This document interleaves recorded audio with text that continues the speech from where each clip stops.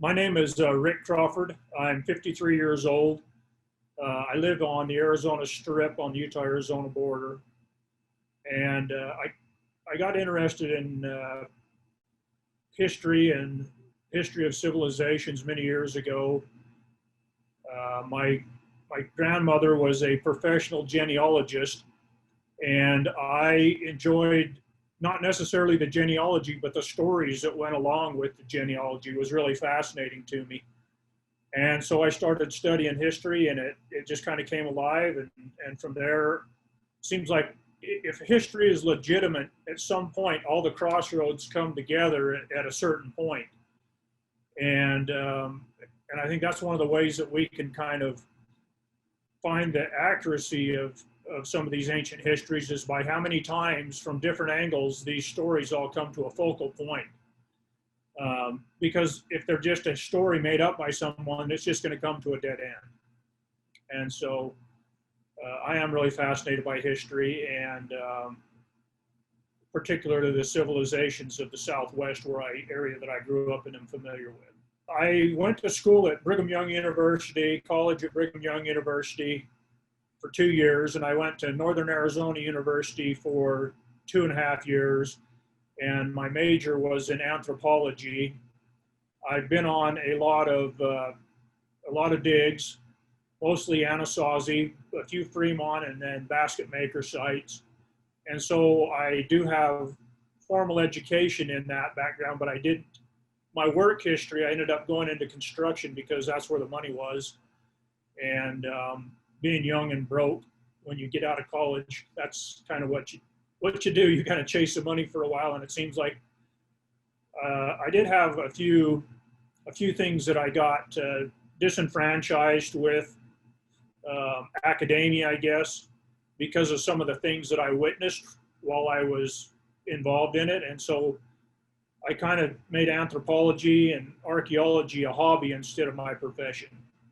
And so that's kind of first been interested in history. I heard about the 7 cities of Cibola many years ago. I was raised Mormon or LDS, whatever you want to say. My mom actually went on a mission to Peru years ago, and of course she was very impressed with all the ruins, and Machu Picchu and all the sites and things she saw. And so that kind of, when I was a kid, I learned about some of those things, and that kind of piqued my interest in the South America, Mexico, the Aztec, the Inca, the Mayan. And so that was just one of those stories that was incorporated into that history, that I learned about, was the possibility that there were these 7 cities that the Spanish sought when they conquered the New World. There is a historical precedent for that. The Spanish themselves had some ancient maps that they supposedly in around 713 to 716, when the Moors attacked the Iberian Peninsula, there was a legend or a story, whether factual or otherwise, that 7 fathers or leaders had escaped and went across by ship and went across to an island or to a new land and started 7 cities. And so when the Spanish came, I think they knew these 7 individuals or this group of people that had left, and they were always looking for, in fact, in their history, they're talking about looking for Castilian evidences. They're looking for evidence of Castilian settlements, and when they would find different types of vegetable crops or trees or a style of building, that they would say, this looked Castilian, or this looked like something that our people might have done. And so that's what they were using as a guide to try to find their way to these 7 cities. So that's where one part of that legend comes from. Are you talking about the expeditions that came in the 1500s or 1400s? This would have occurred in the 7 much earlier. The Greek, the Roman Greek or the Roman colonies. There's a colony called Meridia that was actually a Spanish colony on the Iberian Peninsula, and they were actually a Roman colony set up by the Romans. And this was one of the areas that it's suggested that these seven rulers escaped from when the Moors invaded. And so that's why there's historical precedents or backing for that story that Dan talked about with the Roman colonies. And that's why some of the time when we talk about things where we say, well, there's evidence that these Roman colonies were here among these natives, because some of the natives, like the Hopi or the Zuni, had certain words in their language or certain traditions, oral traditions about a people that came there prior to the Spanish. And you know as well as I do about when Hernan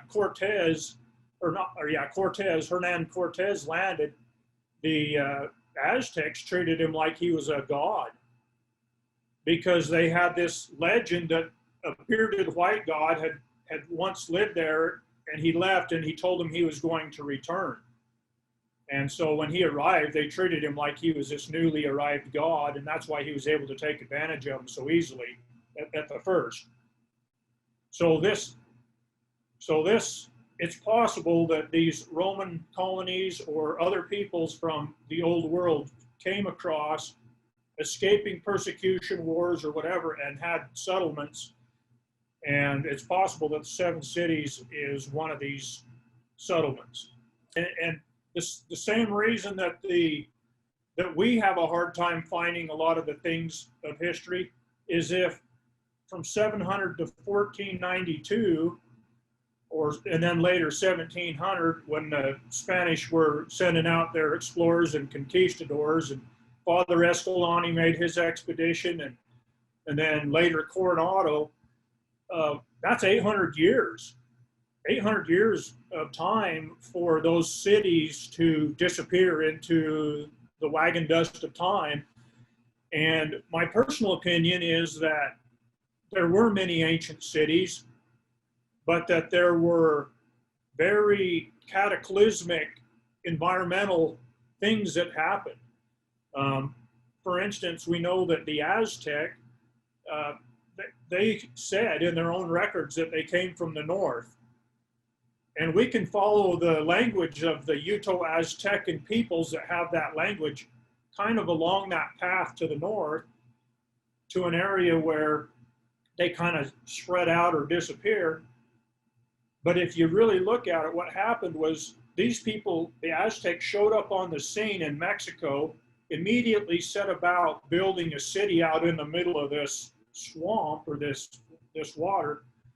And my personal research and opinion is that the area that they came from had an area where they had a similar civilization out on a lake, and they were familiar with the building techniques and all the things necessary to build in this manner. But what I think made them leave, and subsequently would also account for some of these underground cities, was war, famine, or very cataclysmic natural events such as volcanoes, earthquakes, a giant meteor shower, things like this that would make them think that the gods were angry at them and cause them to leave. Because we know from civilizations all over the world, if you've got a good building site and something bad happens, when the dust clears, you're going to build there again. So whatever happened to the Aztec had to be so bad or so scary that they said, we're getting the hell out of here, you know. And Dan discussed an earthquake in 900 AD, something like that you're talking about? Well, for sure, we know that this whole entire area in the Great Basin, from Nevada all the way up to northern Utah and around into Arizona, had a great natural lake or an inland sea. I mean, today, geologists can go all over this area at a certain benchmark on the topography, and you can find shark's teeth and fossils and crocodiles and, I mean, all kinds of sea creatures that are fossilized in that at certain levels. So we know there was a giant lake or inland sea. Many of the Native American tribes have oral traditions of a giant earthquake where the lake or the sea drained out and all the big fish were laying dead on the dry ground, and they could no longer go by boat to visit their neighbors. They had to walk.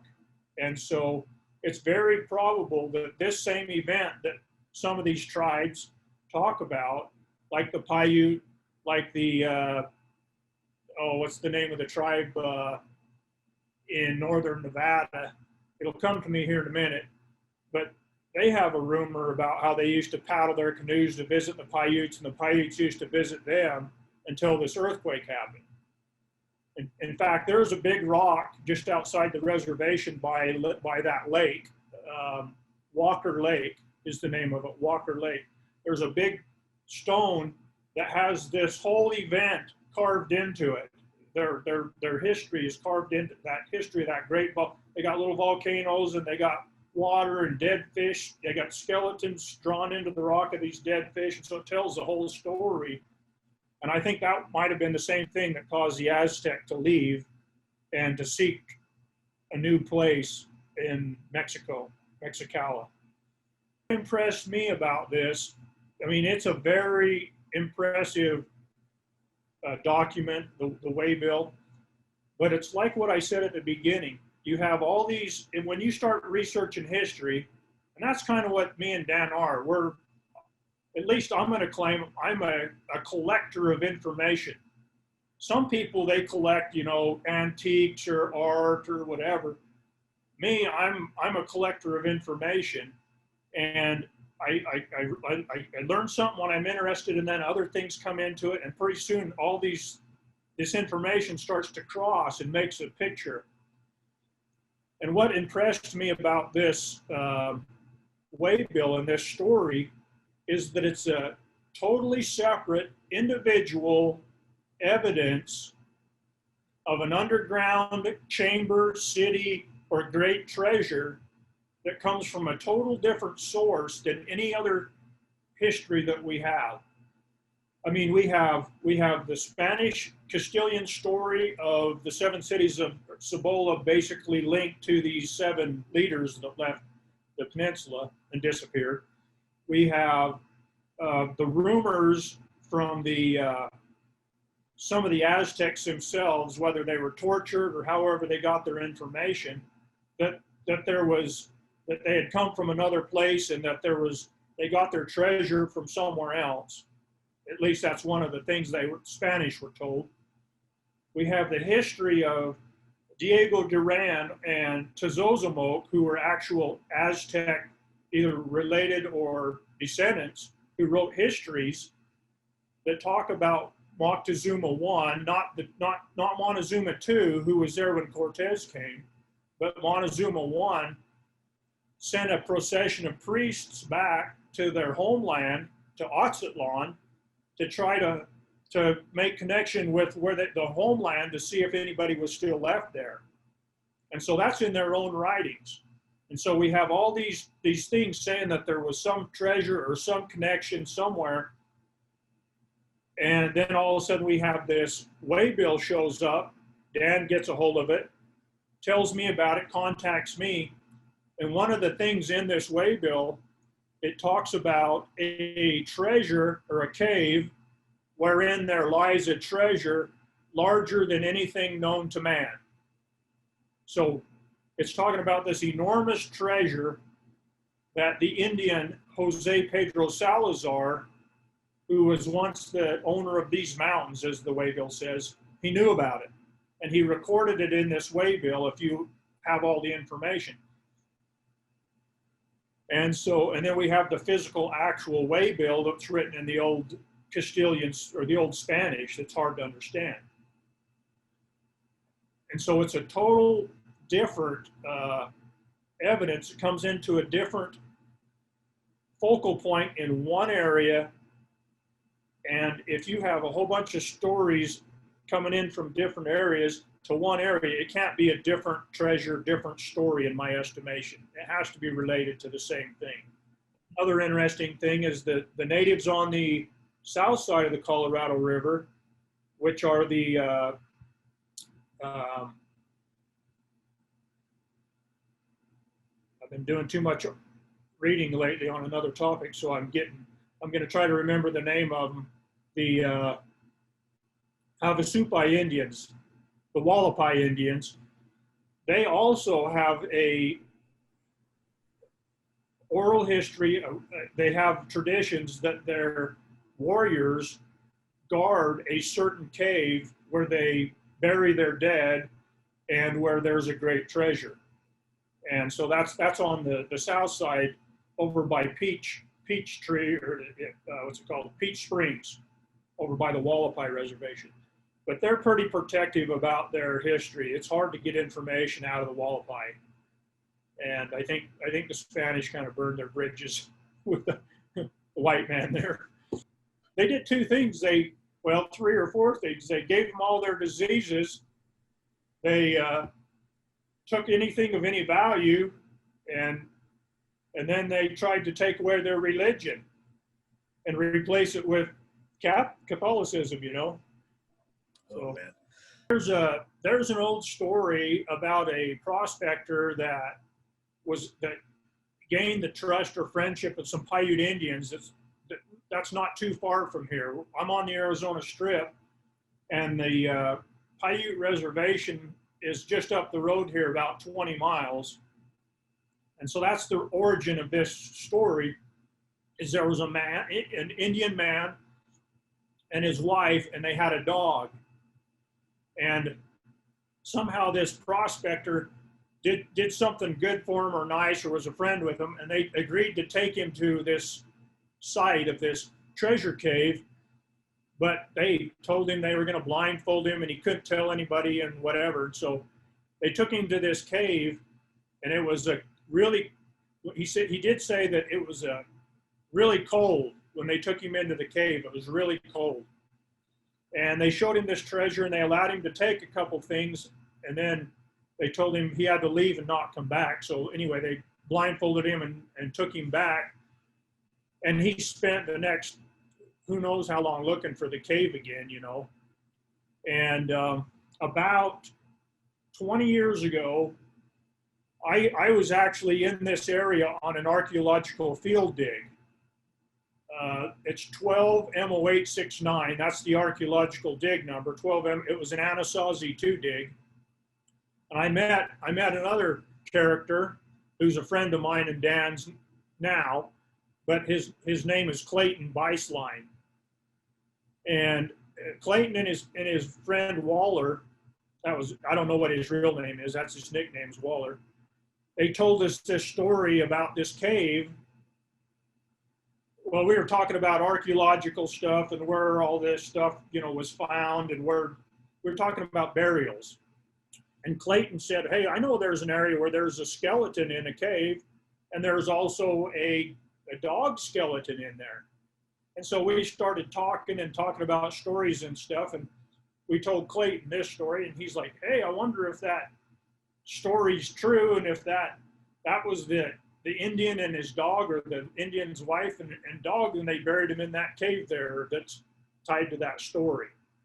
So I don't know, but anyway, we went out there and we found it with a drone. We couldn't remember where it was. He couldn't remember what it was. So we flew a drone over there that had an infrared camera, and the cold air coming up showed us where the cave was. And it was close, really close to a road. So we drove in there, and we went down in the cave, and we managed to find the skeletons in there. It's pretty cool. Evidence, maybe, you know, it might be tied to the story, it might not. It just conveniently is very close to the same location where this other supposed story had happened. And so we documented the cave and the skeletons and stuff, and then we just left it alone, you know, but it's pretty neat. Father Kino was not really interested in gold or silver or anything like that.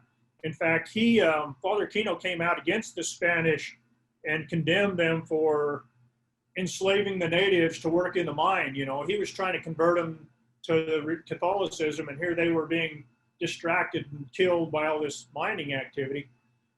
I think Kino did show some interest in finding wealth or gold or silver, because he was always, you know, it cost a lot to run a mission in those days.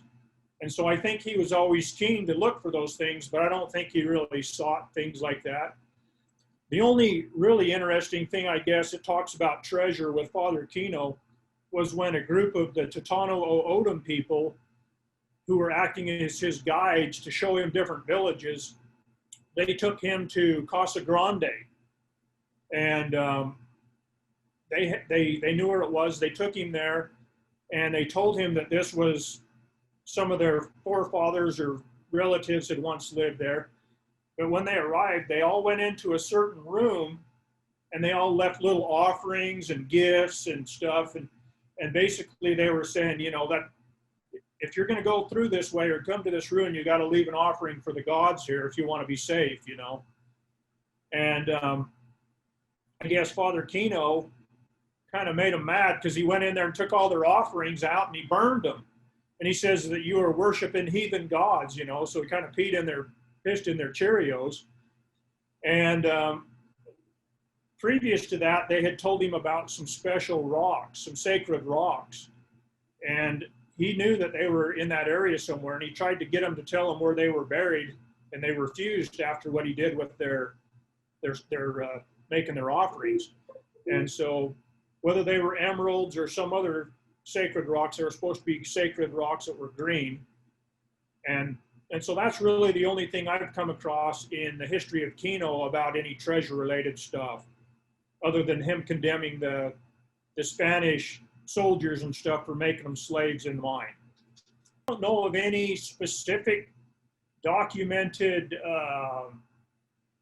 I've heard of plenty of supposed things. I've never been able to find anything in history that is a specific curse. Now, I do believe that there are curses that are basically, what's the word, applicable to everything on the earth, you know.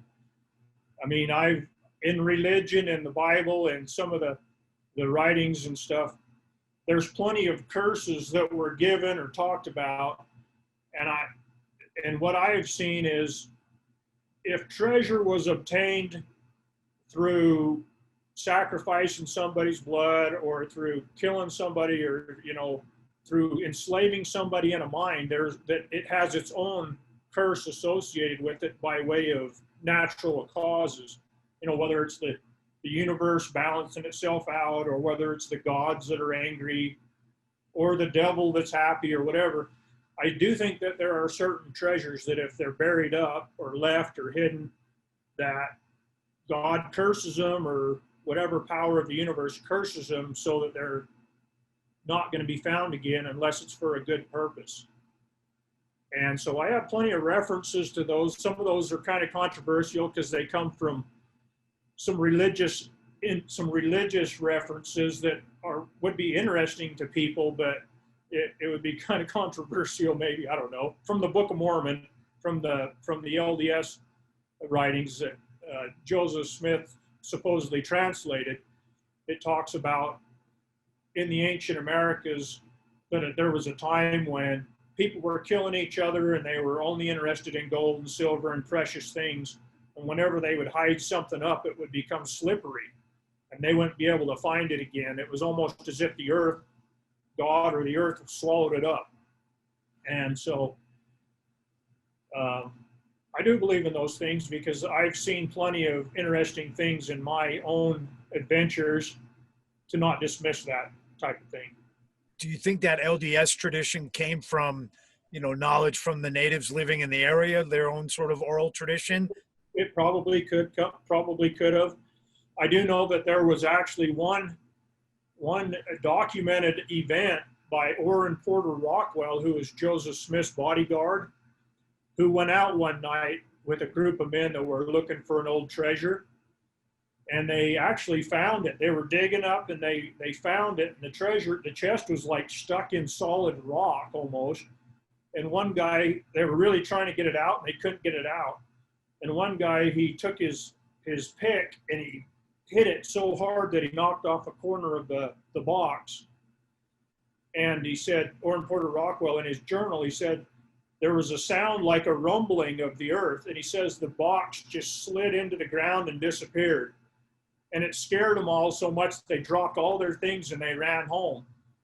And Orrin Porter Rockwell reached down and he picked up the corner off that chest, that treasure chest, and he took it back with him.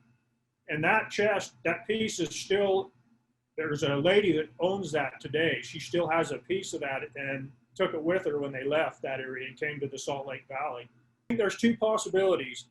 I think one possibility is that it was built by the Aztec after they fled from Aztlan after whatever great upheaval happened. If it was a huge cataclysmic activity, volcanic, meteorites, or a huge earthquake, obviously there was a lot of dust in the air.